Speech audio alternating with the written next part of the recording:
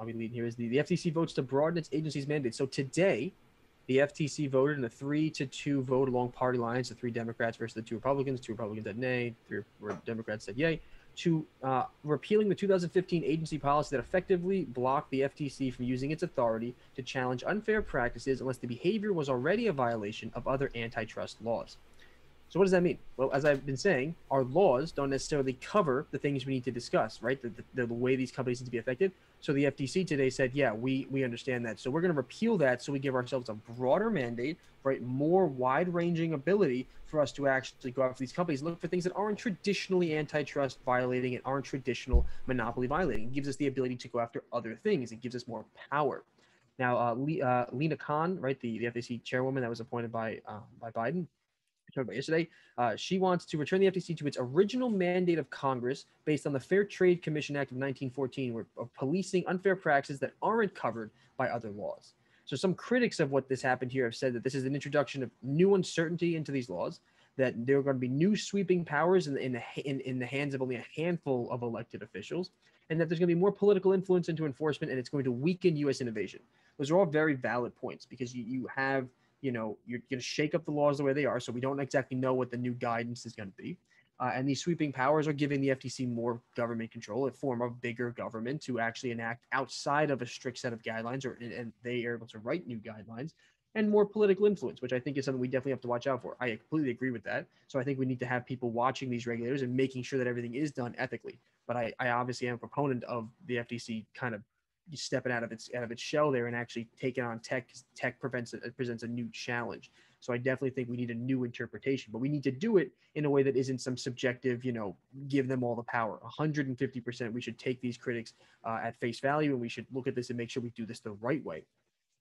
But the people that are supporting this say that the consumer welfare standard, which is what is currently referred to, which deals with price increases or limiting consumer choices, that alone limits the agency from looking for other anti-competitive behaviors that don't necessarily fit specifically into that realm, which I do also agree with, because there are ways that companies can be anti-competitive and companies could endanger consumers or other parts of the market without necessarily hurting consumers or limiting their choices, as we see with Amazon and Facebook and Google and all these companies who basically give everything to their clients almost for free. Tons of choice, doesn't hurt the prices, even helps the partners in some degree. But then Amazon's also buying up ownership for other companies, and Facebook owns all your data, and there's no data rights. So these are things that we need to address, and we need new, more progressive interpretations of the laws if we're going to deal with a progressive right agency or an industry, right? That's the only way these things are going to work. The laws have to match up with it.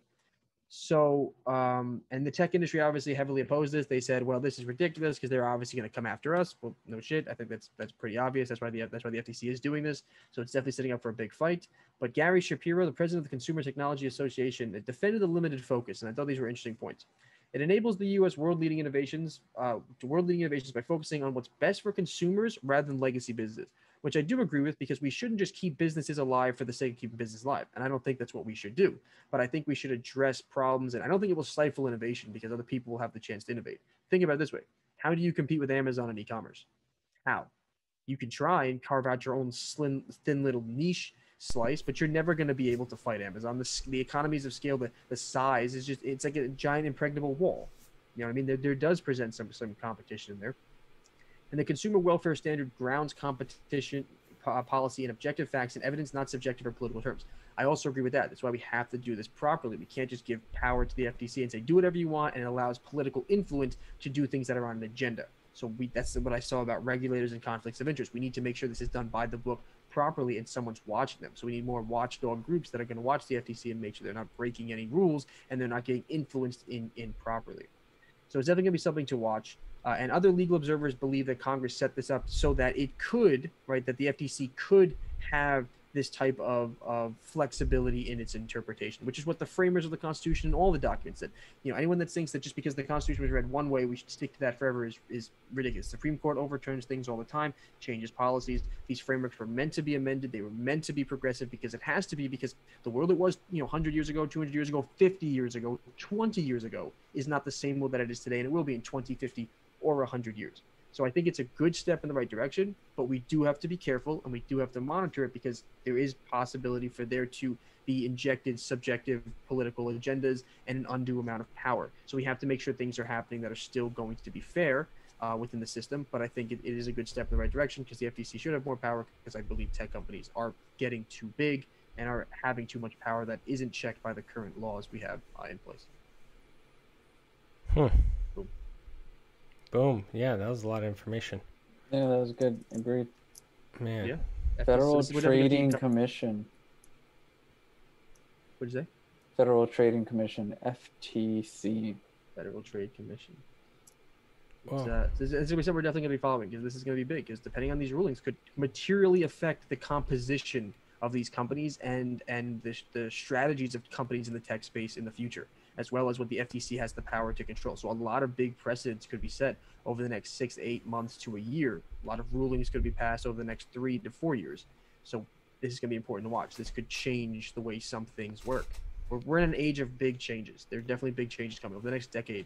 Things are going to change. Would this look very different? Would this affect some of the stock prices of these big tech companies? Not right now. I don't think they will, because remember, markets are already pricing in what they think going forward. So there's been a lot of investigations and antitrust suits around the world. So that stuff's already been baked into the price over and over again, and people are already kind of adding that to their speculation because they know this is going on. I don't think it will until the FTC starts to take more specific action or starts to target and look into things more specifically. You'll see traders start to change their forecast on prices or how they feel about it. Maybe you'll see some small short-term losses or some little bit of volatility as a result. But I don't think anything serious yet because we don't know what's going to happen. There's still a ton to go, right? This is just the beginning phases of all this, but it's just a strong setup. So there's definitely movements are being taken. Like there's clear objectives here. The FTC wants to take on big tech. Big tech does not want to fall to the FTC. A fight, I think, is being set up. So it's something that, will affect the markets in time. I don't know how much it'll do it now, but definitely something the people in the market, especially the tech space, will be watching. All right, sounds like definitely an ongoing topic. We'll keep following as time goes by.